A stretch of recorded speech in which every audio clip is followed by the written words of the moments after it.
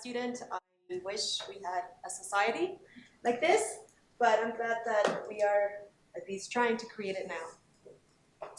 Okay, so I'm gonna tell you a little bit about my lab, one project in my lab, and what we do, or what I'm interested in, is thinking about or developing methods to investigate genetic variation to say something about human origins. And one thing that I'm really interested in is the role of admixture. So whether that's been important or not. And when I say that, I'm thinking about admixture from archaic humans, like Neanderthals, but also we are interested in admixture from more recent admixture events, like what happened in the Americas with European colonization and the slave trade. And so we've known about Neanderthals for a long, long, long time. But in 2010, we had the first draft of the Neanderthal genome. And so that really enabled comparisons between the Neanderthal genome and our genomes. And people were able to identify that modern humans have traces of Neanderthal ancestry. But Neanderthals are not the only archaic human population. There's another group called Denisovans. And Denisovans, we know about Denisovans from Denisova Cave, which lots of archaic remains have been excavated at this cave. These are some of the fossils. And what's fascinating about, or one of the findings here, is that from that little tiny finger bone, a whole genome was sequenced. It was not a Neanderthal genome, it was not a modern human genome, so they called it the Denisovans. So what's fascinating about Denisovans is that we don't know anything about them really, and that's most of their fossil record. But we interbred with Denisovans, and when you think about who has the most Denisovan introgression, it's not populations from Siberia, that's where the bone came from, but it's populations from Oceania, like places like Australia or Papua New Guinea. And Europeans don't have Denisovan introgression, or very little. And so in the last 5 years, there's been a handful of papers that have suggested that there's been more than one introgression event from Denisovans. And so there are some of the papers, and so they started with, there's 2 introgression events, then 3, and now there's up to 4 Denisovan introgression events, but not from the same Denisovan source, but from distinct Denisovan populations. And so the way this sort of inference was made is by thinking about the relationship of introgress segments in humans and the sequence genome, Denisovan genome that we have. And so, for instance, here we have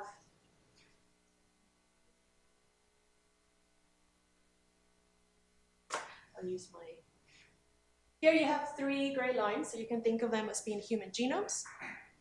Then you have these little triangles, yellow triangles. You can think of them as being segments of archaic ancestry. And so once you identify those, you can ask, well, what's the genetic similarity of these segments to the Denisovan genome or to the Neanderthal genome? And we know they're not going to be identical, right? There's going to be some distance. And so people do this. And let's say we take all the distances to the Denisovan genome. Then people, what they do is they build a distribution like this. So this is the match to the Denisovan, for instance. And this could be a match of 1, so like a perfect match, or no match. And so you can see here there's 2 peaks, and the way this is interpreted as is there's a set of segments that are more similar to the sequence Denisovan, and there's a set of segments that are more distant to the Denisovan. What that means is probably that there's one population. The population that actually introgress with us is one of them is more closely related to the niece events, the sequence in niece events, and another one is more distant. Okay? And that makes sense because the lineage that actually introgress into humans, the number of differences is going to depend on the coalescence time of the sequence in niece event lineage and the introgress lineage. And so that's fine, but I think we need to think about how I classified the niece event segments. And so a lot of those papers, not all of them, but a lot of them classify segments as being the niece event by first identifying them as being archaic, and then they have a bunch of arbitrary steps to classify them as being from the niece events. So there's not like a statistical principle way of doing it. And the other thing is that a lot of the methods that have been, so this is not all of the methods, but a lot of the methods that have been identified or developed to detect archaic introgression typically do it in slightly different ways. So some of them actually use an archaic genome. Let's say they do an HMM, they use the archaic genome, and they have some feature about the data that counts the archaic alleles in like a little windows or something like that. Some of them don't use an archaic human sequence, none of the sequence archaic human genomes, but they'll use African populations as a population that does not have Denisovan or Neanderthal introgression, since this happened when humans expanded out of Africa. Okay? And so what we wanted to do is to make this inference jointly. We want to be able to jointly identify Denisovans and Neanderthal segments in human genomes. And so this is a work that Leo, who's a postdoc, is doing. Okay. And so what we are doing is we're extending one of the methods called HMNMix, which does not use an archaic human reference. And the idea is that you have two hidden states. So one of them is archaic and one of them is human in his paper. And so the features of the data that he's doing, so he partitions a window into small windows. And the observations or features of the data that he uses, Loritz, who developed HMNMix, is to look at the number of variants that are private to the population that you want to identify introgression in. And so the idea is that when humans left Africa, that's only a subset of the genetic diversity that's in Africa. And so the only way to generate new genetic diversity is through new mutations, like DNA replication errors, or introgression with Neanderthals and Denisovans.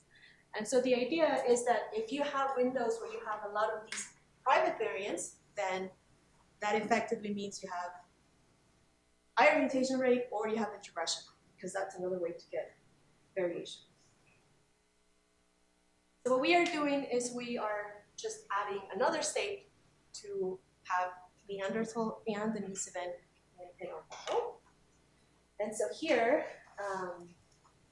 what we are doing is we're going to use the variants that are absent in Africa and present in Eurasia to sort of distinguish this introgression event from Neanderthals, and then the ones that are just private to your target population to distinguish the ones that come from Denisovan.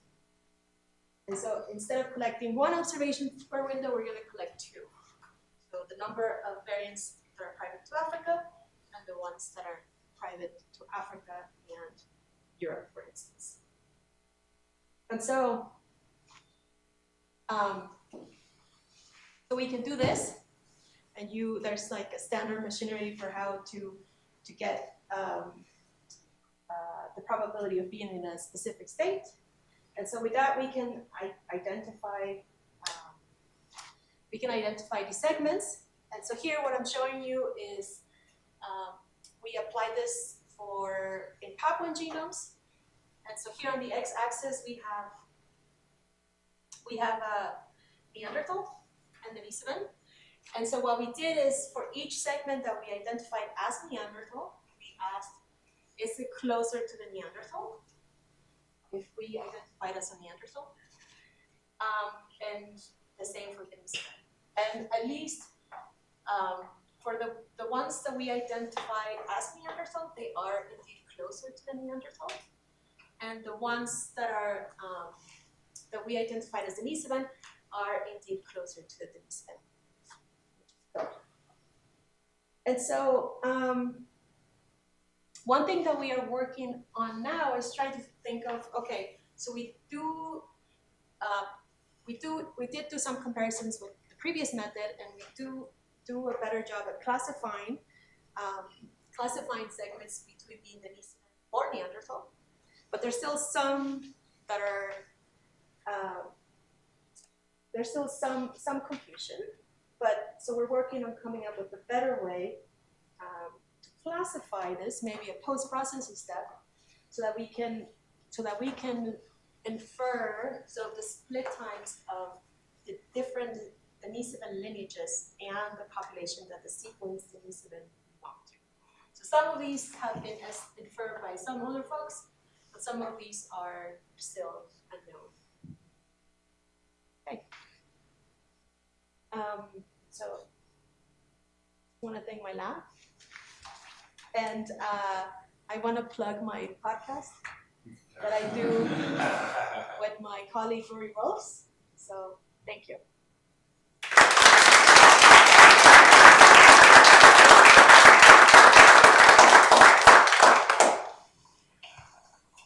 Go back to the previous slide. Huh? Go back to the This previous one? No. I want to do that. I'm trying to get my head wrapped around focusing on private alleles and how that will be affected by your sample size and the actual frequency of, say, Denisovan alleles in a particular population. And so if you sample too much, you'll actually expect the Denisovans to be at not a single copy, but at more than one copy. But it seems like your HMM mix algorithm could be expanded to not focus. When you say sample size, you mean in the humans, right? Yeah. So we do it per individual. So you're looking at the private variance within a single individual. Relative, but it's private relative to that population, right? Yeah. So it's you're right. So it's relative to a whole sample. And that's a sample size I'm saying. If it's too large, then nothing's private. You would be surprised. No, you're right. That I guess for the sample sizes that we have here, I think we have like 200 Africans and more Eurasians. Right. So it's at least 1,500 individuals, but there's still enough. Right, and if let's say Denisovan allele frequencies are at 2%, then then that's the number that matters relative. But I don't think that I think you could do double tens or something, not just single tens, or I don't know. Anyway, that's just a question on that. That's a good idea to think about. Yeah. So in the HMM mix file, do you take a fixed window size, or the window size depends on the number of variants? It's fixed. So you don't scale, so doesn't it affect the inference? Like if you have windows with many variants, you are less likely to, or more likely to see that they're all private, or less likely to see that they're all private, compared to a situation where you get only one variant. So you're talking. Sorry, I don't understand. So if you're less likely to see if the window. Your confidence in the inference is going to depend on the number of variants that you happen to be in the window. Yes. So wouldn't it be better to change the window size based on the number of?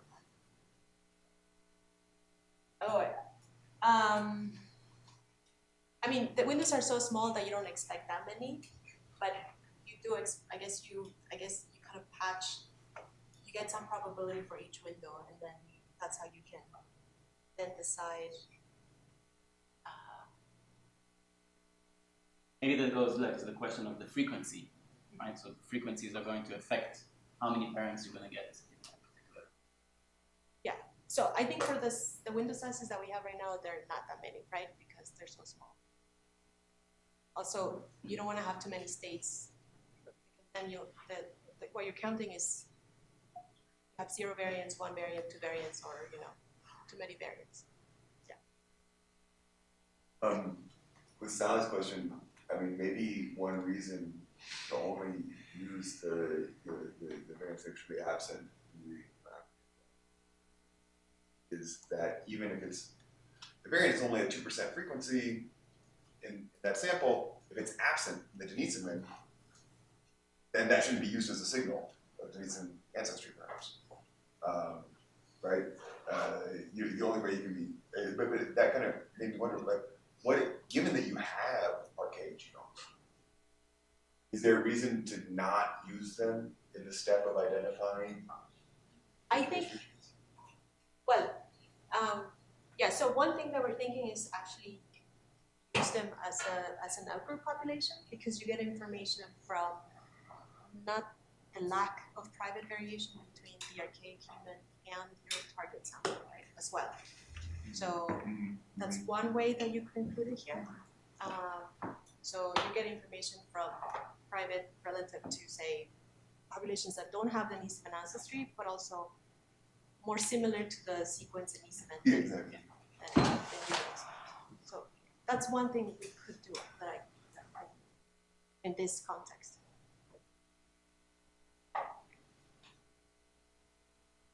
Okay. Thank you.